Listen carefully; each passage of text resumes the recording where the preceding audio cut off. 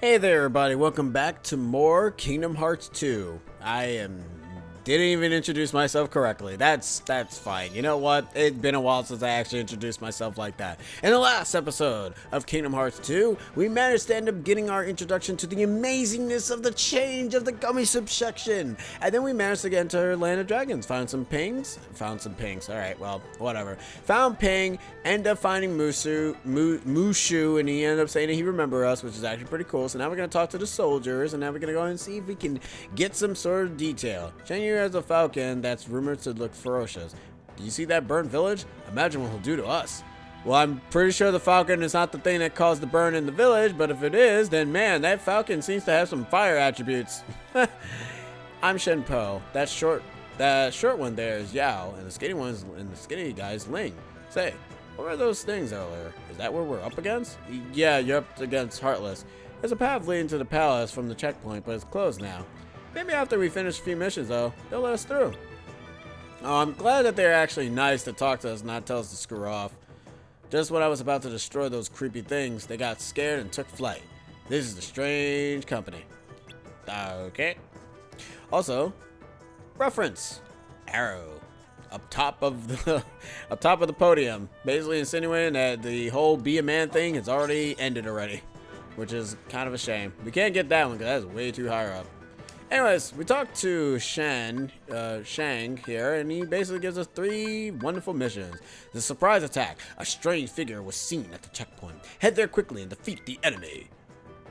Defeat the Ginma. Oh, I guess I should have probably looked at Jiminy's journal to see what these guys were called before I end up continuing the episode, huh? Oh, whoops. Well, we're already too far in now. Also, so these enemies end up having a swipe attack and also a spinning swipe attack. They only do the swipe attack only after they essentially taking damage. And they kind of also have a spinning dive attack as well. So, yeah. That's relatively it with them. They don't really have any other moves that they sport, but all they have is essentially I end up doing a swipe, a spinning swipe, and a dive spike. A dive swipe. Well, it's not really much of a dive swipe per se. It's kind of more so of a we kind of don't really want you to be near us, so you're too far. So we're just gonna kind of go boom like a rocket. You've done a passable job. Stay alert. This is just the beginning. He's not kidding. Anyways, let's actually check the journal, because I tend to forget what most of the enemies are called unless they're kind of obvious. Nightwalkers. It jumps around while attacking persistently, so attack it and defeat it immediately. Watch out for its powerful counterattack. Yep, because most of its counterattacks are essentially the spinning swipe, because as I told you before, some enemies are hard to stagger when they're doing a particular attack, and they are no exception to the rule. Magic kind of staggers enemies even if they are trying to hit you with their counterattack, so I kind of recommend either doing that. It sometimes doesn't always work though. They are also immune to Blizzard. Yep, as I showed there. Okay, can I please showcase that they are resistant to Blizzard? Please stay. Oh, okay, I'm mad now. Y'all are pissing me off now. Man, I've never seen you guys actually work in groups like that. Like, I mean, that's understandable.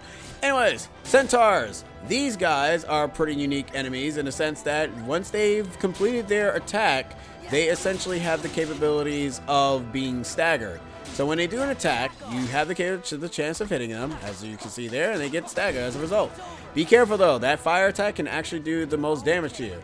And remember how I said that Ping is completely useless? Yeah, I'm not kidding. Ping is actually completely useless in this fight. I'm not even joking. I wanted to showcase that the enemy is yeah, okay, there it goes. See, it's resistant to fire, to Blizzard. Jesus, that's all I wanted to show. And that's his other attack I wanted to showcase as well. So, the Centaur has like a fire attack, as you saw there. It will jump into the air. When it jumps into the air, it's actually it's the most vulnerable. Trying to describe what the enemies can do while trying to live is a bit on the difficult side, especially in this game. I had this issue with Kingdom Hearts 1 and Birth by Sleep. Not so much in Chain of Memories, because that was post-commentary, so that was actually easier to do. So that was actually relatively easier to do. Anyways, Assault Riders is their names. Avoid getting hit with its spear by using the well-timed guard jump attack to defeat it. When HP gets low, its attack begin to get bold. Use big attacks to defeat it, and before it uses an explosive attack, which is essentially that one attack that you see there. The explosive attack cannot be blocked, and it's also the most damaging move. So the search. This one is an annoying part because what you have to do is you have to... Most of the enemies are going to be hidden. You have 8 enemies, and they kind of like to not show up when they need to, and it's kind of super annoying. So you got to use the camera, use the targeting button to go ahead and lock onto the enemy, because you might end up fighting them that way as well. So the Heartless, the Shadows are usually the best bet to be the worst enemy type to end up fighting when it comes to this mission. But they kind of also, I want to say they show up in a set area, but don't quote me on that, because I could actually be wrong on that. At least I like to believe that they do, because now we see the other enemies over here. Okay, I really hate Shadows. Shadows are by far the worst enemies in this game, and it's only because of the fact that they love to do the whole, oh, you can't hit me anymore sort of approach, and it's super annoying. Also, using fire ends up immediately blowing up the tents, so if you are getting annoyed by the tents, there you go. Just the effect of utilizing fire or magic in general as a means of a combo potential thing, it's so satisfying. I can't talk at all. I think it's finally happening. I'm losing my brains. Anyways, you get an AP boost for completing all 3 of those missions. There is nothing different. There's no satisfaction that you get. So Shang is essentially telling us that we now have ourselves a second mission, which is going up to the mountain. As well, you made a little progress. Not a little, a lot. Yeah. No, you're right, Captain. Please give me one more assignment. This time, I'll show you what I'm truly made of. Well, that's good. I'll give you one more chance. See me when you're ready to depart. Remember, this may be a test, but it's still an important mission. Be alert. Sir! He's not wrong. Funny enough, he ends up telling you to go ahead and talk to him, but in all honesty, he says that I've authorized you to be let through the summit. Don't let me down. Oh, thank you, Adam. Ah, man, look at the destruction that we've done here. We did good work. What do you guys have to say now? A smart soldier is prepared for anything. Don't forget to take enough items with you. Well, I'm glad there's a Moogle that ends up giving us items, huh? The path to the summit is dangerous one. Many boulders blocking the way. You have to figure out a way to move those boulders so you can pass. Well, luckily enough, I have my anime powers, so I can be able to burst through rock without any issues. You have to take the mountain trail to the summit. Go well armed. There are lots of enemies. I'm so glad they go ahead and you know, most of the dialogue or the text that the NPCs say are usually going to say, bring items with you. It will save you tons. It's like, oh, really? I didn't know that. I also love how these guys are called Nightwalkers, but they kind of show up in the daytime, so the names are kind of misleading, not gonna lie. It's like, the names are kind of misleading. Also, that was close, because I actually wasn't paying attention real fast with that. So I was like, oh, snap, gotta be cool, gotta be moving, gotta be slick. Magic Lock On, such a useless ability. At least I think it might actually be useful for me for the build I'm going for, to be honest. Anyways, Magic Lock On ends up basically automatically locks on target when casting fire, blizzard, thunder, or magnet. I don't understand this because I don't know how fire works, because fire is not like how it is in 1. As you've seen, it's an AoE surrounding ability. Well, it surrounds around you, I should say.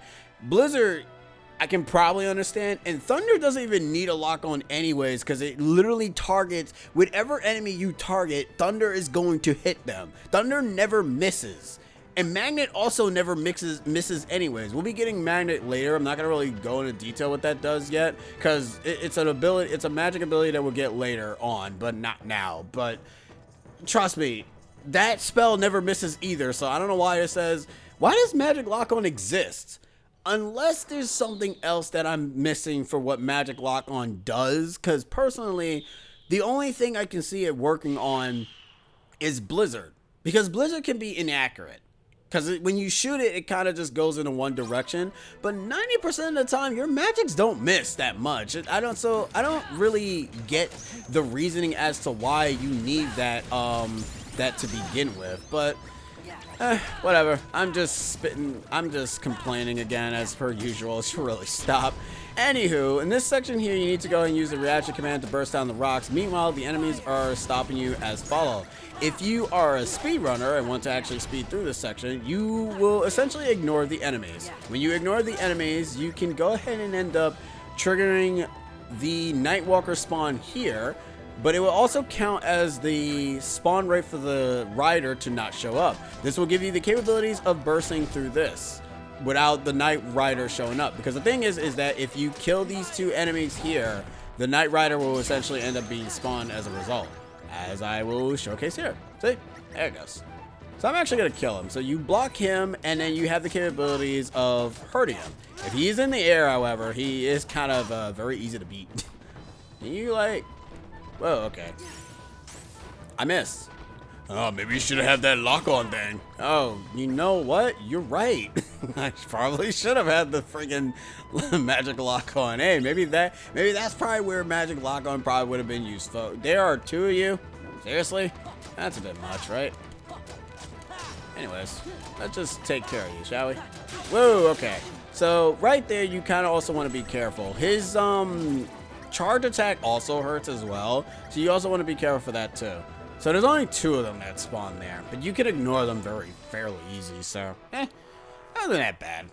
Could have been worse. Could have been way worse. Hey, you ain't half bad.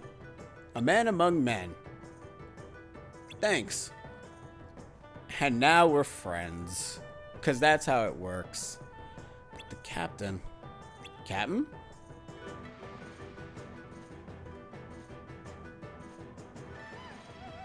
Ping sure did great. You bet he did. Fine. I'll let you join my troops. But I'm still not convinced you have what it takes to be a worthy soldier. That's fair. It's alright, Sora. I'll find a way to show him what I'm made of. That's the spirit, Ping.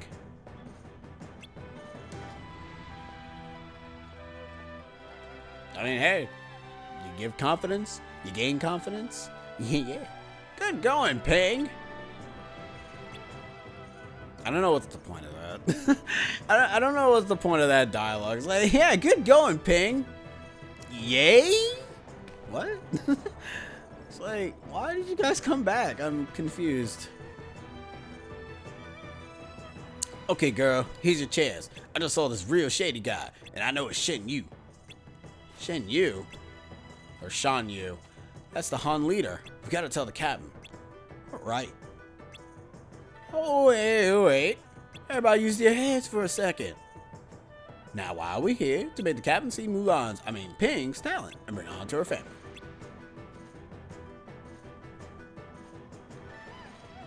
So let's go find out where Shen Yu is by ourselves. Then if we're lucky, we can fry him up.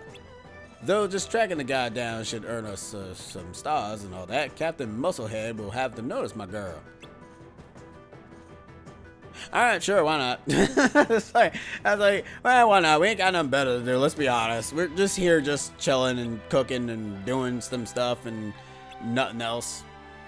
We gotta do something. We kind of need to make ourselves busy. Because if we're playing Kingdom Hearts 2, we need to actually be doing something. So just in case you run out of items or whatever, you have the capabilities to go into this Moogle shop, but we literally just have like 3 items. Alright, so for this fight here, you kind of want to be a little bit prepared because you will not have Donald and Goofy with you, meaning you will not have a drive for them. See that cave right there? Looks pretty creepy. Kind of like something might jump right out. You know what, Ling? You might be right. So let's go ahead and check it. Don't worry, bro. We got your back. We'll check it for you. So that way you don't have to worry. Remember, I'm Sora. I'm the Keyblade of Destiny. Open those 2 chests, get 1 AP boost and 1 Dark Shard.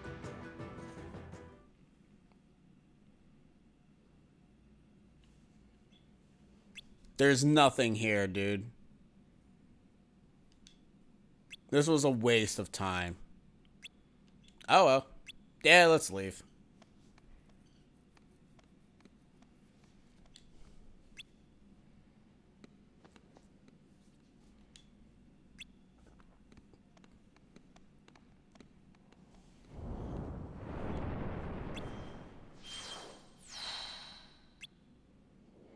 You know, one day we're gonna figure out how those barriers work, and then one day we're not gonna figure out how those barriers work.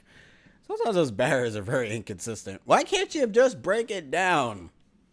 And why does it disappear when we defeat all the enemies? That's the part I don't understand. So, this fight can be a little bit difficult for if it's your first time. If this is your first time playing Kingdom Hearts 2, you might have a bit of a difficult problem in taking care of the centaurs and also dealing with the Heartless. I will say this, as I stated before, if you really want to have an easier time with this fight, just utilize fire to be able to get rid of the shadows. But once you've gotten rid of a few of the shadows, 3 centaur enemies will essentially show up, and they can be quite the one. A combo finisher actually does the same amount of damage as your combo finisher itself, so I say utilize it. As I stated before, ping is going to be useless. Okay, no, it's not 3, it's 2. Why would I thought it was 3? That would have been kind of bad if it was. Another thing I should mention, area recovery allows you to go ahead and block certain moves. Zoop. Okay, so the only reason as to why that first centaur can be a little bit annoying is mainly because of the fact of him literally just being there. Luckily enough, after this fight, we'll essentially be getting a move that will end up making most of these closed gaps a lot more mandatory. Because to be honest, that's kind of one of the only things I don't like about this game. When you first start out, you do not have a gap closer. And beating that battle actually gives you said gap closer. Nice fighting, Ping. I just learned a very cool move. Also, yeah, Ping learned Hyper Healing. Hyper Healing essentially allows the character to wake up faster. That's really all it does. It doesn't really do anything else. It just allows them to be able to get back up. It's essentially this game's a second wind. Which, you know, I kind of wish we had, but we don't have second wind because that's stupid. That's really stupid. Alright, so I would have equipped Sliding Dash immediately. So some people might be thinking that Sliding Dash is probably the same Sliding Dash like in Kingdom Hearts 1. It is not. It's actually a much better move than the Sliding Dash. It's a gap closer. Gap closer? Yeah, gap closer. Looks like this was built as a symbol of peace. And we were fighting in here, just for the record. Alright, well, you know what? That's cool. Love the blue fire, though. This kind of almost looks like that area from the movie, but not really. Alright, so let's continue on forward and tell the captain that, dude, we didn't find anything in that cave, so...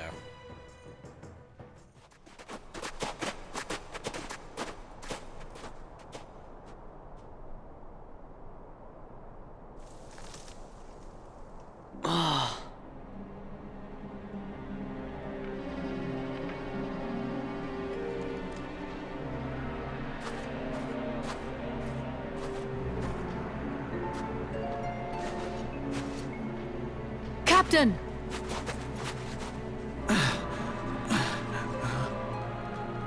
Don't overdo it, Captain.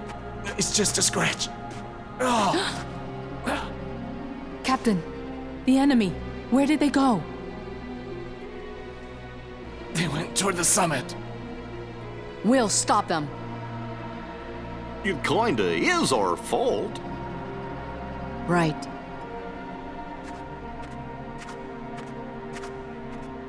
You mean my fault? Shan Yu and the Heartless did this, not us. Captain, if you track down the villagers, we'll handle this.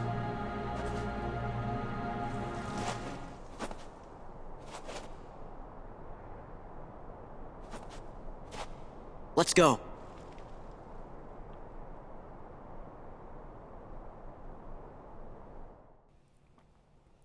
I'm gonna ask, how the crap do you guys all get your butts whooped? I don't understand that. I saw Shan Yu with my own eyes. A falcon was on his shoulder and he was laughing. He had a beast-like glow in his eye that made my hair stand on end. Well, okay. Look at what they did to this village. How can anyone be so brutal? We can't let them get away with this. Let's show them what we're made of.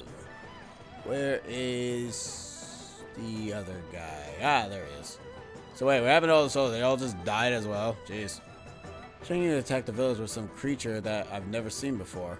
With creatures I've never seen before. A falcon even captured some of us. You know what? That probably makes a lot of sense as to what happened to you guys now. You guys probably got beaten by, I guess, a bunch of Heartless, because that's the only explanation I can think of. Hey, that thing is still on fire. That's a damn shame.